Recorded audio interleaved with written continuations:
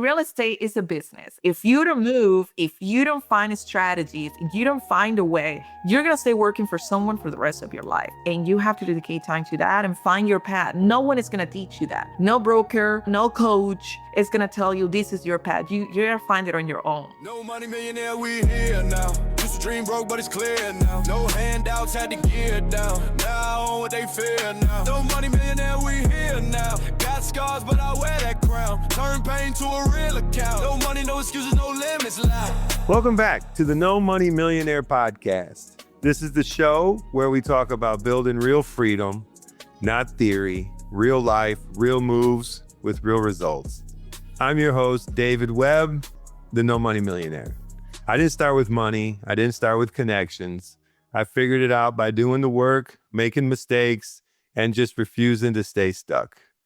Today's guest fits this show for real. She's an author, a real estate entrepreneur, a financial strategist, and someone who walked away from the normal path to design life on her own terms. Her story isn't polished, it's earned. We're talking mindset, we're talking money, and we're talking movement, and how all three work together if you want freedom. Zhara York, welcome to the show. Thank you so much for having me, David. Thank you. You're very welcome. Thanks for coming on and sharing your story with us today. So for anybody listening, why don't you take a second right now and just introduce who you are? Yeah, so again, I'm Zhara York, and I work in education. I have been still for the last 15 years. I've been trying to create a business or a brand, and that's who I am. That's my identity. I opened a business back in 2016 that has nothing to do with real estate or finances. At the time, I had my own clothing line. It failed, so I lost a lot of money. That was not a reason for me to not keep trying. And just after, I would say 5 years ago, I started deep in real estate and finances, and that's what I currently do.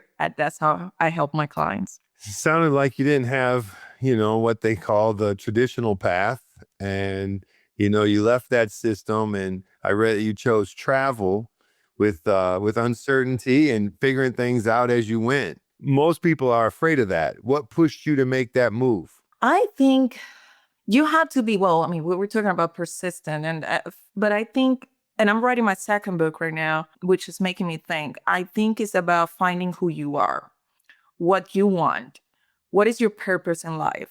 And when you're clear on what you want to achieve, no matter the situation, no matter what comes along the way, that will be irrelevant to you because you have a final goal. So that's the way I think how my brain has worked through all these years. Nothing was handed to me. I come from a very, not a poor family, but we were middle class. My dad was a musician. I went to private schools. With hard work, my mom tried to do that, and I'm thankful. But that was because of hard work. It was not that we, have the money to do that. So she tried. We did it. And then I emancipated myself when I was 15, and I moved to New York City. So everything that I have built in my life, it has been from the ground up, on my own. It wasn't easy. I've been homeless. I remember being homeless in my 20s.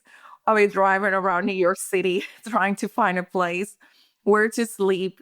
So it hasn't been easy. And I think when you encounter yourself in situations like that, you appreciate more. A lot. It depends. You have two options. You have two paths.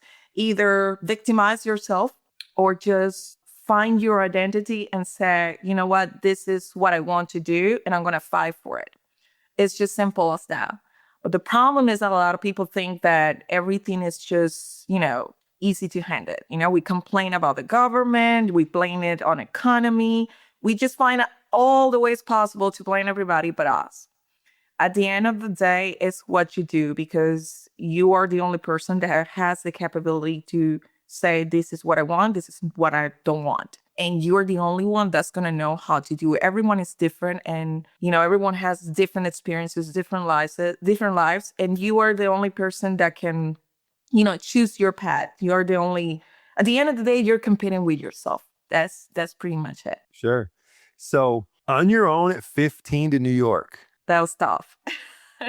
That was tough. That is unimaginable to people. Yes, it's not a common fad. No, it's not something that you hear every day.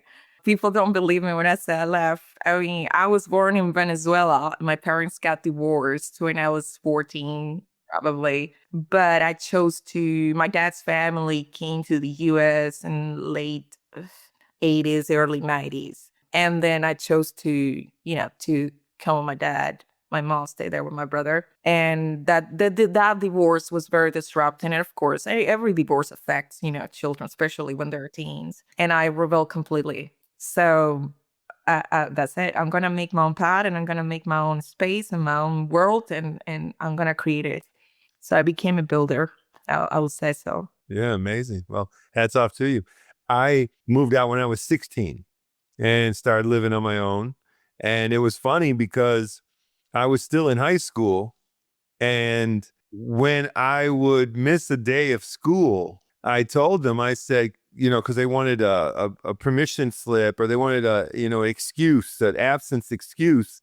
And I said, well, I don't live with my parents. So they said, okay, that's fine. Cause at this time at 16, it was legal to do so. So they said, well, bring us a utility bill. And so I did. I had a utility bill on in my name, and I brought it to them. And so anytime that I would have an absence, I would just write out the note and just hand it to them because there was nobody else, and they accepted it. So it was kind of funny. Oh, so you understand. So you're kind of like close to It me. was. He's 15, 16 years old. So yeah.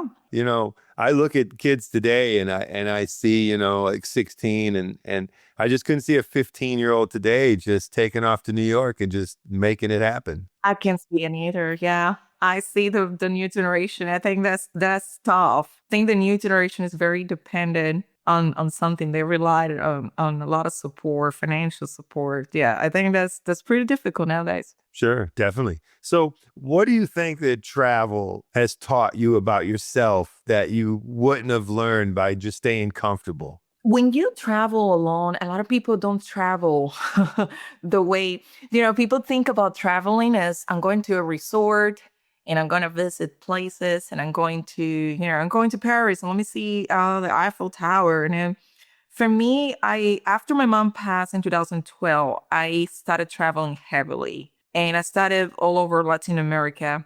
And every time I would travel alone, I would meet a whole bunch of people and strangers and connect with cultures and start seeing how people live in different places, their lifestyles.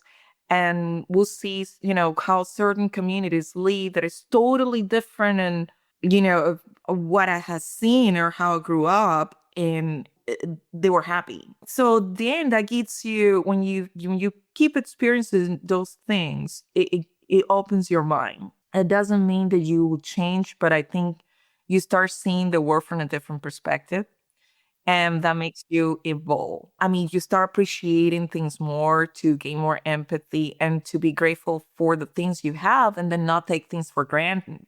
I mean, when I lived in China, I went to a lot of countries in Asia. Just recently, I was in Morocco, and it's crazy how people are in this, these governments that are it's very hard to make it, because opening a business in this country is just a hassle.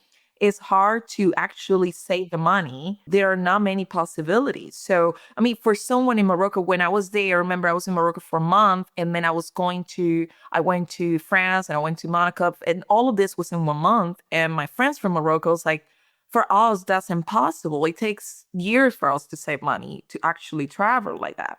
So that's when I opened more my mind. And then I think as I went through those things and seeing them, Americans really don't appreciate what they have.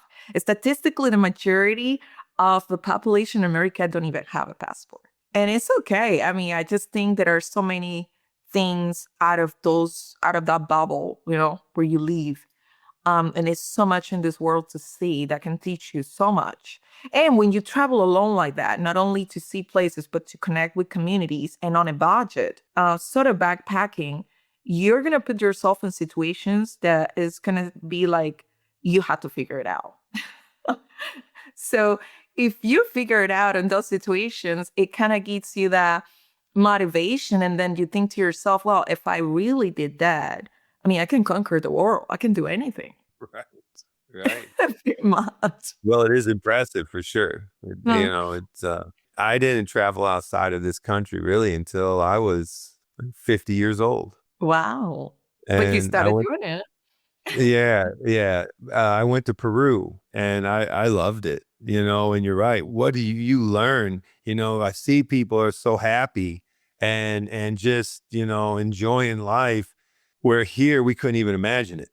We just couldn't imagine being happy in some of the situations that I saw people in. And, it was definitely a lot to learn. And I really loved it. I've been back about 3 or 4 times now. And yeah, I just absolutely love it there. It's beautiful. My stepmom is from Peru, so I'm a little, familiar with it. It's a beautiful country. Yeah, nice. I haven't been to Venezuela yet. I have to have that on my list. Oh yeah, I want to go. It's crazy to believe, but I can go there with the situation right now. But hopefully in the future, that's one of my goals. Yeah. So, but you learn an awful lot from travel. You had mentioned something previously about people feeling a victim, victimizing themselves. Everything, everything's like happening to them. Everything's preventing them. And on top of that, I read you talk a lot about mindset. And that's something I talk a lot about because, with me, with real estate, I came out of the inner city of Detroit, where it was really poor. And a single mother on welfare and all of that. Well, we're not taught there about passive income, cash flow, having money work for us instead of us work for money. As a matter of fact, we're taught the opposite. From where I'm from, you're taught you have to work hard for your money. And, I went most of my life with my own restrictions that I set on myself, just from it's just the limiting beliefs that I had that I could do these things without the set structure. And, somebody had told me one time along the way that, Dave, you could buy a house. And I'm like, no, I can't. So I was denying myself before I even attempted it. I didn't get turned down by someone else. I got turned down by myself before I even attempted it. Many people do that. So you talk about mindset. So please share some of your feelings on that. Well, let me just back up a little bit. So, I mean, if we talk about statistics, right? I think everything is about financial. That influences a lot. And it's sad. It's sad numbers it's sad reality that we live in. If we think about it, this is based on resources and studies and surveys. Like 78, I believe, about around 78% of the population live paycheck to paycheck. Okay. Around 85% of the population in America are unhappy at work. That's another one. 52% of, the population have credit card debt.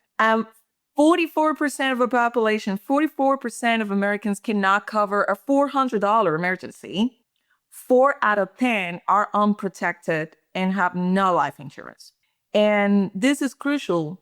I would say 35 out of 50 people, only 35, this is crucial, only 35 states require financial literacy courses to graduate high school. So this is not taught in our educational system. People are not taught about how money works. And they have, it's like they're wired to save money. But that's not the way we do it. We need to learn how to invest. And we think that by investing, when we talk about investments, like, wow, you had to have a lot of money. You had to have this, this status to actually, like you said, I can buy a house. How? This is too much. But it's just the financial education. 35 out of 50 states require personal finance course to be taken in high school out of the 50 states. So it's something that is being taught since we're little, right, in our society. And we learn how to make money. Like you said, they teach you, go to work. And this is what you have to do. You have to finish school and you have to find a good job and then, become, and then get promoted and be a supervisor. And then it becomes a matrix. And then you get trapped in that matrix instead of actually how to build, how to open a business, how to invest money. Right. And people don't Yeah. understand how to do it. So it becomes difficult. So it's kind of like we're wired since we were born, families, that's all they know. My parents, that's all they knew.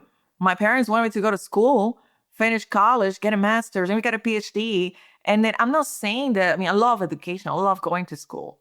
But, doing it with a purpose and at the same time understanding your finances and what exactly your goals are. So mindset is just recognizing who you are and what you want to Right. do. And if you were not taught how to, how money works, well, then we need to find a reset in life. Who said, how many people have started later in life? You don't have to be it would be great if you do it in your 20s, in your teens. That would be amazing. By the time you're 30, you're probably a millionaire. Who knows? But you can start at any time. The point is that you recognize the problem and identify what you want and where you want to go. And then you just make a plan and stick to it. And people just see it like it's impossible. Like, how am I going to buy a house? I don't know. I need a lot of money, which is a misconception, by the way. You don't need a lot of Yeah. money to buy a Exactly. house. And you don't want to use your money, by the way. People don't understand that what wealthy person use their own money. You use the bank money. That's the wise thing to do. You don't want to gamble with your money. So it's just No. how you strategize that. Now, you mentioned that you had to start over before. So what fear stood out when starting over? What fear stood out the loudest to you? No, there is no instructions, no path. You lose everything and it's heartbreaking. And I'm not going to lie, I'm not going to sugarcoat it.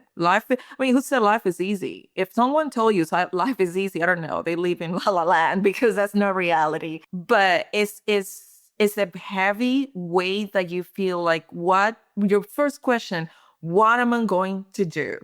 Really, what am I going to do? And then and I know it's scary. It's really scary. But when you feel like that, what I have learned, me looking back, it wasn't a failure. It was an opportunity that life gave me to reset and move into the right path. So if I hadn't failed at the time, let's call it a failure because I failed in a business. If I hadn't done that, I wouldn't have learned what I actually know now, and I do better in this present time. You need to 100%. make mistakes. You have to, because Yeah. nobody's going to teach you things. You have to actually lead them on your own. It's like going to school. You go to school, you learn the theory and you read books, but actually if you think about it, after, you go to law school, you finish all of that, pass your bar exam, and then now you get your first case. You're not even ready. You're not even close to be ready because life is not a theory. Life is just a whole bunch of complex situations that you have to figure it out. And that's what we need to keep in mind every time that, something doesn't go our way. It doesn't mean that's the only way. That's the way I see it. Yeah, I say I read it, somewhere, and I think it goes to Thomas Edison. He said, I never failed. I just learned 10,000 ways how it didn't work. And that was with me and my path with real estate. I just kept trying to get real estate however I could, not knowing what to buy, how to buy it, what to do with it, and I made tremendous mistakes. And I finally learned how to do it, and I do it right. And but it took 20 years or so of not knowing what to do, but just steady going out there and trying it. But, a lot of people are afraid of taking that action. And I did a video a while back, and it said, you can read the books, you can watch the videos, you can take courses, but if you don't take action, none of it matters. And, it's that first step, because the second, third, and fourth, they're way easier than the first one. It's that first step. So what do you think kept you moving, or, going through what you did, and the ability, to be able to continue moving forward? Your goal. But I think in order for you to have a goal, you have to find your identity really seriously. mean, the majority of people don't even know what they want. They just go, living life, even getting in relationships due to circumstances, finding a job just because they need to pay bills, and it's understandable. But what do you want? And until you don't know what you want, I mean, some people really want to be speakers and then coach others. Some people want to actually become, very pro investors. That's what they're good at. Some people love music and that's what they want to do. And once you have that clear, then you can have a goal. And then you fall in love so much with that goal. And it's like you cannot imagine your life without it, without reaching that point. Once you have that, that's what's going to keep you motivated, because you rather live life, keep trying and getting close to that goal than just forget about it. You cannot bear that fact. It just, your life becomes so empty and sad just thinking, no, I'm just going to leave it on the side. Mine came because, I finally started thinking about my retirement, and I mean, sure, it was still years ahead, but it was, a foreseeable short term ahead. And I'm like, well, I don't have anything set for retirement. I mean, what am I going to do? I'm just going to, I worked hard my whole life. I'm going to get on this fixed income and then have to budget, and I know people that's on fixed incomes and the way that their life is. And I was faced with that. And so that really gave me my focus. That gave me my goal. That gave me everything. I finally had it, because before I just wanted money. I didn't know why. I just wanted to accumulate wealth. But when I finally was like, well, I have a goal. I have a goal for retirement. I want to get this, set up so that I have this much cash flow that will be able to, be passive cash flow. And then I'll be able to decide when I want to retire. And so since I've had that goal, it's really changed my path. Because you have a set, and now you can create a plan and follow that to the T. So, but you have to really understand what you want and be, have that clarity. Without clarity, there's no way to move forward. It's going to be very choppy. It's going to be messy. And you're going to fall into traps like, okay, I'm just doing this, but I drop it. Then you start, you fall in that trap, how people go and then try something, get a job. And no, this is not what I want. I'm going to move to another thing. And then it becomes a cycle. And at the end of the day, then you think about it, well, I haven't achieved anything. I don't have anything. 100%. I had a sales career. And when you're in sales, you learn that, you can really go anywhere and get a job and be in sales. But, that's all I was really doing was just working. I didn't have any direction, didn't have a goal.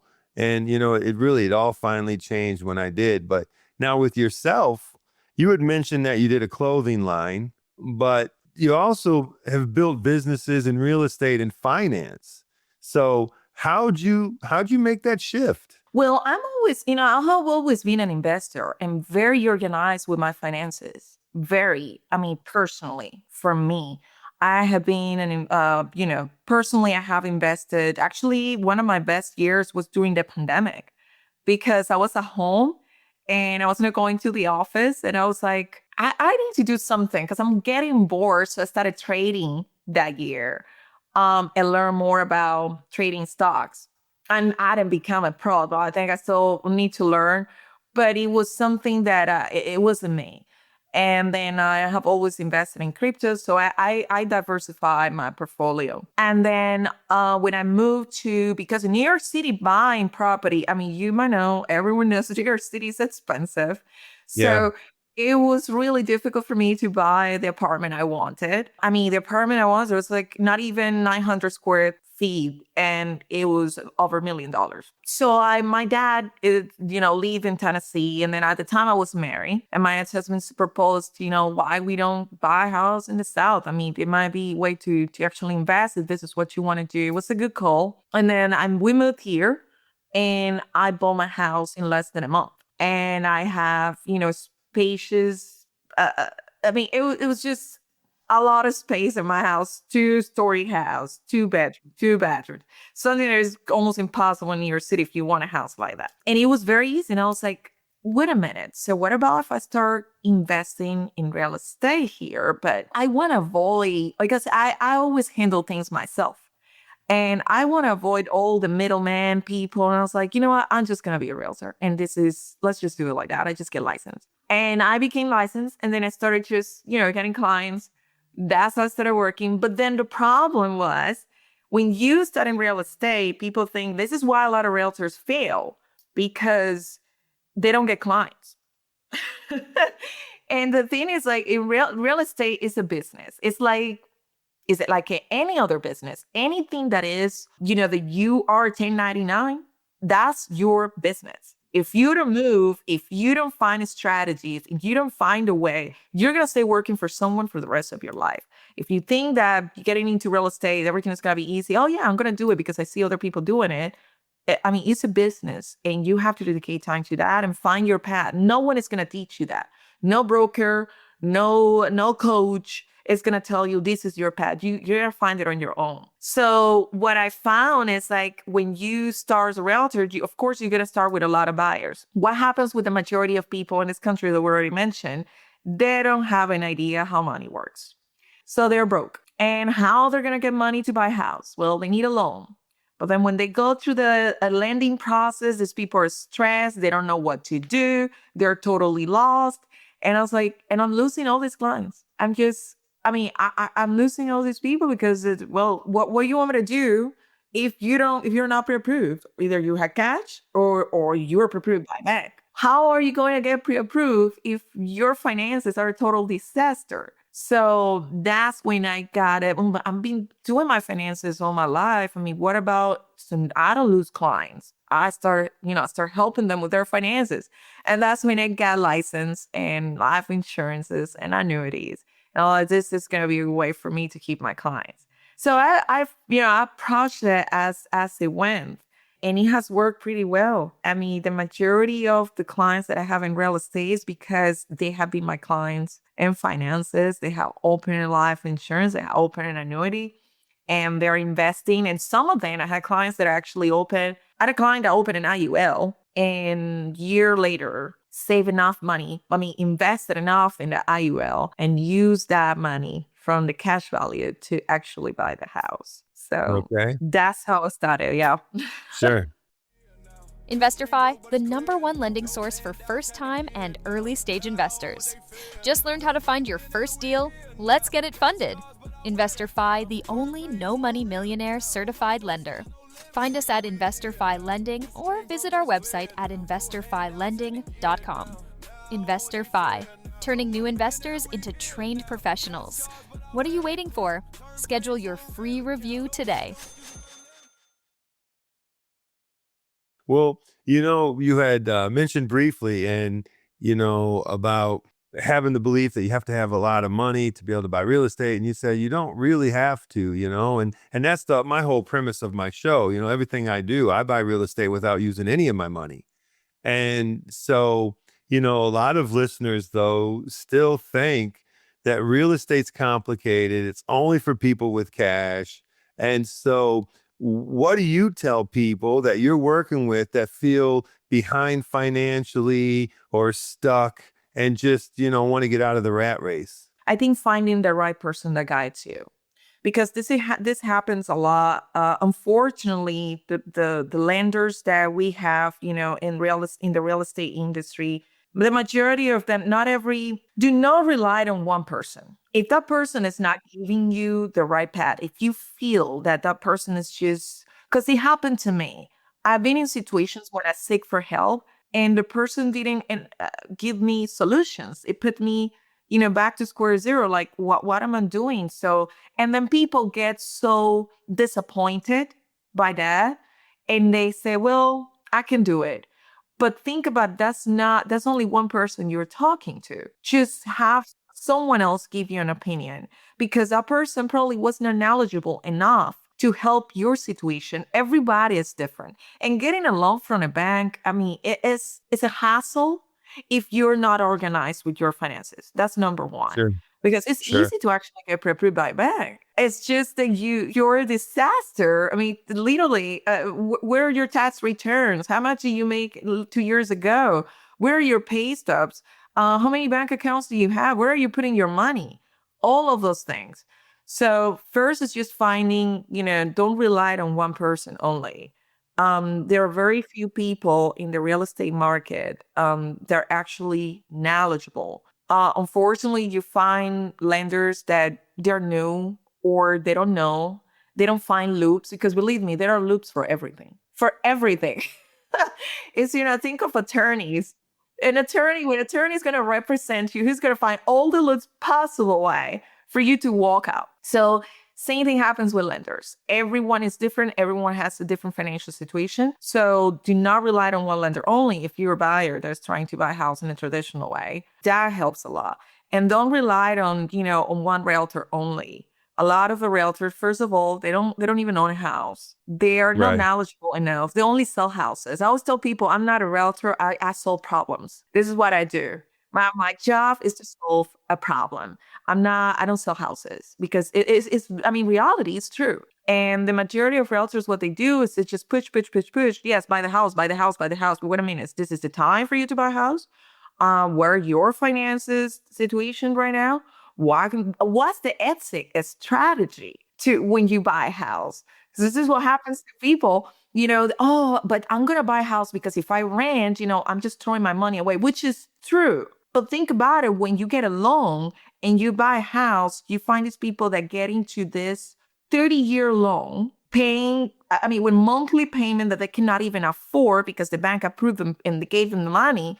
But what's the exit strategy now? What are you going to do? Are you going to stay 30 years paying for the house?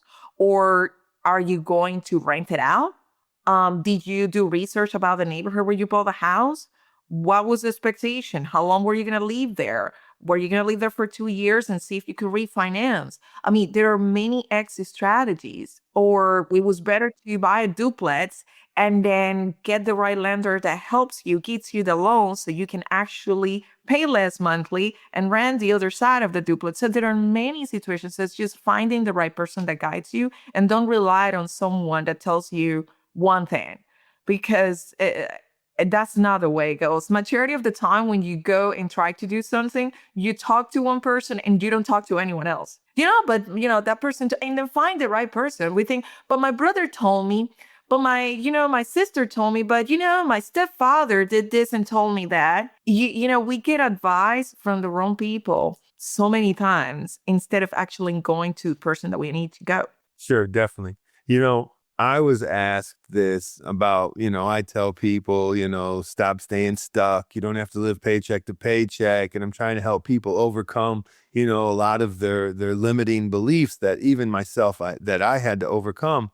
But I had somebody say to me, so are you suggesting I should just quit my job and just try to do this, And so, no, everyone, they should not quit their job tomorrow. And, and it's not realistic to say you're just going to travel the world full time. And, we both know that it's not the path. But when someone asks you, or if you encounter something similar, how do people start designing freedom while still living a normal life? A sacrifice. Because a lot of people have a full-time job. And what do?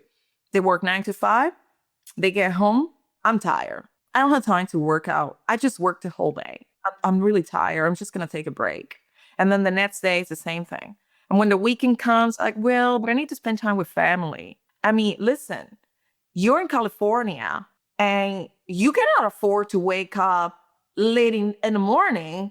You're 3 hours behind. The market already opened on the east side. And someone else is making decisions for your life. Exactly. So it's about sacrificing things for for a short period of time so you can live better. So live like no other lives now. So in the future, you can live like nobody else live. And it takes sacrifices. It takes, you have a full-time job, use that time that you have after work to have a plan. What am I going to do? I'm going to, if you work in real estate, well, maybe I can do some sort of marketing. Maybe I can use social media for an hour and I'm going to do it for 90 days. What are you going to do on Saturdays? You have a lot of free time. You just want to go to work and then go to sleep. And Yeah. that's not how life works. Yeah. No, no. I say this 100%. I say your job is exactly what's keeping you where you're at. And you need that. You need to be able to stay where you're at. You need to pay your bills. You need to be able to do that. But that's all that job is giving you. So now what are you doing outside of that job to get you outside of that job? Yes.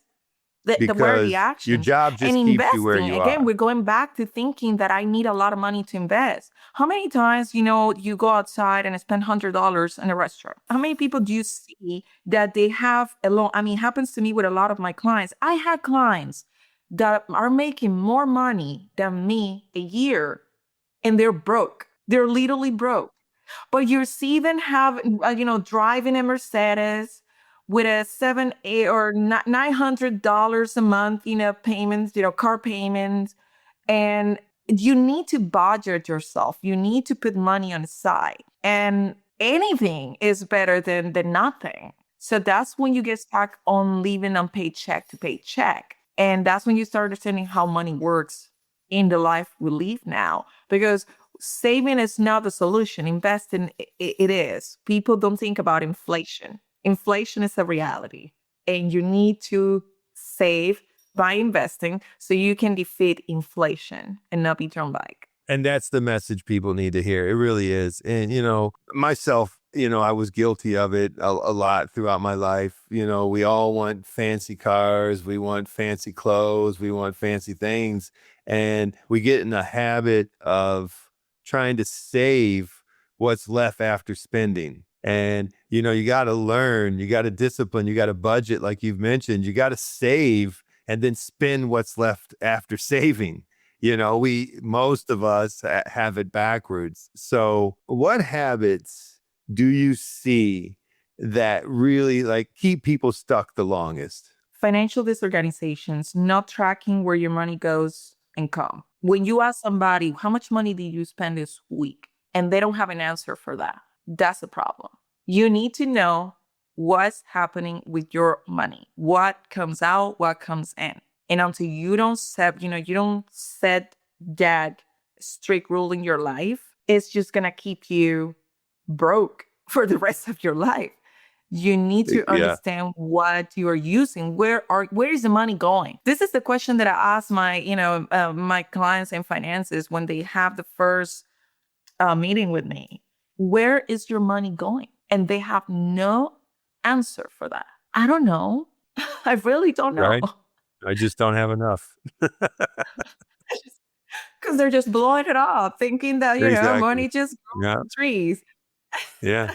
Yeah, definitely. I had mentioned that I had a sales, career. That's what I did. I was a fully commissioned sales rep for, most of my working, career. And I had broken it down one time where I figured out what exactly are all my monthly bills.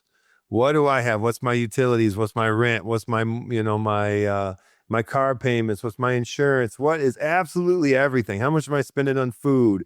Absolutely everything for that month. And I broke it down by day. And I knew the moment I woke up and opened my eyes, what that just cost me that day. And so I knew how much money, because as a commissioned salesperson, I was always out to try to sell something that day, because I knew today, let's say my thing was $3,000 a month. Well, I just woke up, today cost me $100. And so I knew I had to get out there and earn more than that to not be going in the hole, because I knew what it cost me every day just to wake up. Yes. And it's not about, this is something that I always say. It's not about how much money you make. It's about how you budget your money. There could be one person making $40,000 a year, just for, sake of making it simple, and another person making $100,000 a year. And that person that's making $40,000 a year has more money than the person that's making $100,000 a year. It's about budgeting your finances. What you say is true. And that's part of that whole, the millionaire mind and millionaire next door. It comes down, it never came down to how much money people made. It really came down to how much money people saved. and budgeted and all of that. And so, what I've found going back to taking action and saving and budgeting, we get comfortable and people get in their comfort zone and they don't want to get uncomfortable. But I tell people all the time, comfort costs you more than the risk, in the long run. So comfort costs you the most. You have to get comfortable being uncomfortable. But as I say, it takes sacrifice. And you have to be willing to make some sacrifices, not forever, but for a certain amount of time to live the life you want. I mean, it's easy just to, I know a lot of people that stay in one job for 50 years, 40 years, working in the same position, the same company, and thinking that, well, I'm going to get my Social Security. I am going to get whatever I have in my 401k, and we'll see how it goes. Unfortunately, Social Security is not all you have, because even the Social Security page, if you go online and you see it right there, it says clearly that Social Security is not the only source for retirement. You're going to need more than that. You will need other savings, investment, pensions, and we don't even know if we're going to have that Social Security when we actually retire. So that's something that you need to start thinking. People don't understand. And this is something they've like when, it's funny when I know a lot of my clients and I ask them, have you seen someone when you start working that actually explain to you how the 401k works and how much money is making for you? Nobody understands 401ks. Ask the average of people. I don't know. I just know I'm just putting money in something. I don't know. I don't even know how much I have. Wake up. You should know what people are doing with your money. It's your money. You're working it. So if no one at work explains that to you, find a person that can explain it to you and then help you diversify that. And you cannot rely on 401ks forever. 401ks and 403bs is a good way to for the first years of work is they're very important and you should have it. But they go with the market. If the market goes down, you lose your money. It's just, that's the way it's going to be. So there are many other ways for you to have things that are, outside of your employer, that are not tied to your employer. You should have an annuity. You should have some sort of, life insurance that have a cash value for you, for your savings. So when you're on vacation, when you want to buy a house, when you want to buy a car, then you have all those things there. And it's not savings, it's investing. You're putting certain amount of money there, and then in a year you have more money. And the idea is to pay taxes on the seed, not the harvest. A lot of people, don't understand taxes and how they're paid. They think tax-free is just a magical thing. Tax-free is just not that you never pay taxes, but would you rather pay taxes on $20,000 or $10,000? So the idea is to pay taxes on what you put in, not what you take out. And all those things are just discussed with someone that actually guides you. But people just, again, they ask the wrong person, they get comfortable, and then they just go by what the neighbor says, what the uncle says, and then that's all I know. I think it's being afraid. I'm going back to what you mentioned before. Change is not easy. Change is the most challenging and difficult experience that you could ever have. Change is tough. It definitely is. I talk about on my show, I know people that know me personally and know where I've came from, and people that knows me from when I was young, knows exactly where I started. They know where I'm at today, and they're struggling paycheck to paycheck, and they're continuing to do that. They know they're going to have, only looking at Social Security, a fixed income, and they're continuing to do that because change is difficult. Change is uncomfortable. So they'll stay in a situation that is already uncomfortable, but that's because they're comfortable with that. And they know what's coming ahead. They know what is coming ahead, and they're going to continue going on that same train track instead of trying to change it and do something, So I run into that every day. Oh, yeah. So this is very difficult. It's I think the majority of our population or country is facing that situation and it's lack of knowledge from the very get-go. Because if we were trained from at a very early age in life,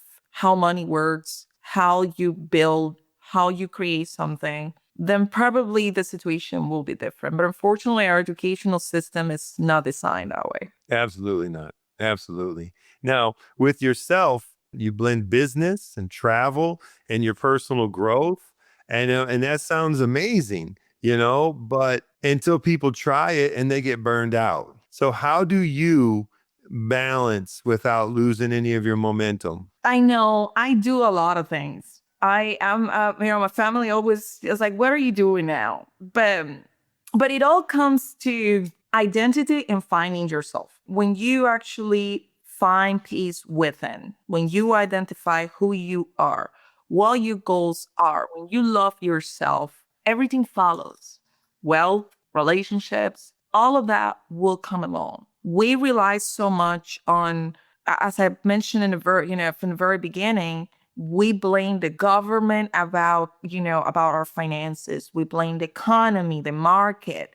We blame, even when we are in relationships that don't work, we blame our partners, and we don't take accountability of who we are, because in the first place, you chose the job where you are.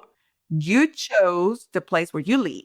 You chose to live with that person and have children with that person. You chose that. Why did you choose it? And it doesn't make you a bad person if it was wrong, if it was not the path.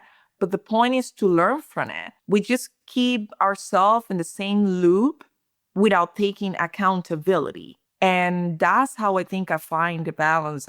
I think my core in what I teach my clients is just find yourself, what you want, what is your goal, and everything, I can guarantee you, everything will just follows without you doing anything. Everything will come pretty easy. You just have to be accountable, understand your goals, and understand who you are. And life is not going to be that difficult. I mean, and enjoy the journey. We think that everything is, we think of the final goal so much, or the things that we want, but we don't think about all the things that we can, like you said, what are you doing? We don't think about the baby steps. Okay, today I did this. Tomorrow I'm going to do that. And then let's think back a year, how was my life a year ago? Wow, I didn't have my house last year. Now I own a house. So we think so much in the future, we forget about the present and who we are ourselves. And we don't think about those baby steps and those actions that we can take and enjoy them. So eventually you can reach the goal that you actually want. Exactly. That's great advice. And, that applies whether you're broke or you're already successful. I think it doesn't matter how much you achieve, you always have goals. I mean, I think life without goals are empty. Someone that doesn't have a path or somewhere to go is empty. You need some sort of motivation in your life. You need something that expresses who you are. I mean, look at these famous people. Look at this old, successful entrepreneurs. And they are not just sitting right there doing nothing. They still have goals. They still have something to do. I mean, Elon Musk is one of my favorite ones. I mean, that guy's just doing something new all the time. He doesn't have to. It's just that you have visions and you have goals, and that's what makes life beautiful. And that's how we change, our society, that's how we evolve. So I think that's the most beautiful thing. Embrace your goals, embrace your identity, and then just follow it. No matter at what stage of life you are. At the end of the day, is being true to yourself. So as an author, entrepreneur, and someone helping others design their life, what's next for you? I do have a book coming out, which is my second one. I might have a couple of books signed in advance after the holidays, most likely February, March. The first book, the audio version, is coming up as well during that time. And the second book is mostly about how I found my identity through love, in my journey in different countries and where I live. I think that will help a lot of people in sense of mirroring themselves through those stories. And I hope it helps. And also, well, I do keep going with, with what I do. I work in finances and I do real estate in Tennessee, in Middle Tennessee. That's my day to day. That's what I Nice, do every day.